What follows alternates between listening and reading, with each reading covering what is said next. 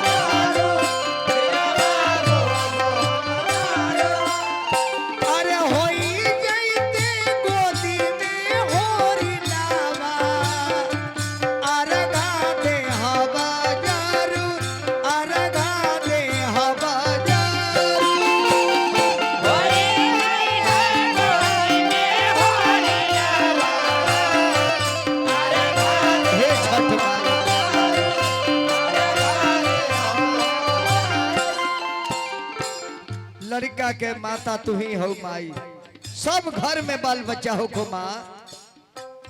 रोवा तारी बैठ के बाझनिया, नैना गिरता बेलो, नैना गिरता बेलो। रोवा तारी बैठ के बाझनिया,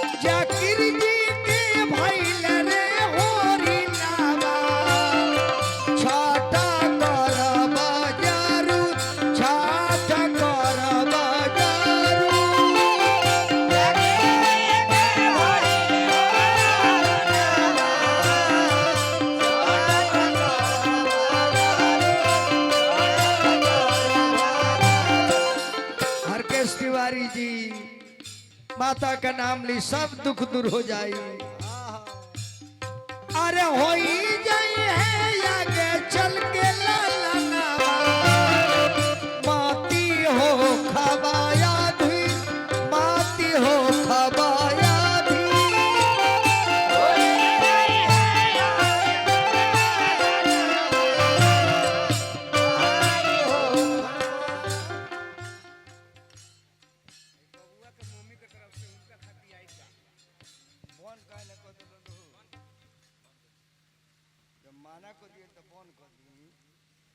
बबुआ के मम्मी के तरफ से तहरा कही लहंगा आइल बा। देखो कितना प्रेम बा परिवार में, चाहे दादा के कहो, चाहे दादी के कहो, नाना के कहो, नानी के कहो, चाहे पापा के कहो चाहे मम्मी के कहो, चाहे फुआ के कहो चाहे फूफा के कहो, जे जितने में बा लड़का के भइला से कतना खुशहाली परिवार में बा। ई बबुआ के मम्मी के तरफ से डॉली जी का लहंगा आइल बा, अब बबुआ के पापा के तरफ से इनका के गमछा के दाम आइल बा, कहे कि पगड़ी हो माना तारी घरी 100 रुपया आइल बा, तारा के लहंगा के कपड़ा आइल बा।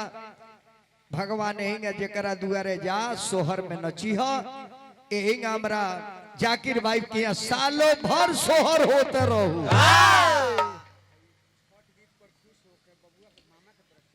छठ गीत पर खुश होके बबुआ के मामा जी 100 रुपया दिलो, मानी बाबू के मामा जी के मामी के नाना के नानी के हम सबके स्वागत अभिनंदन करो।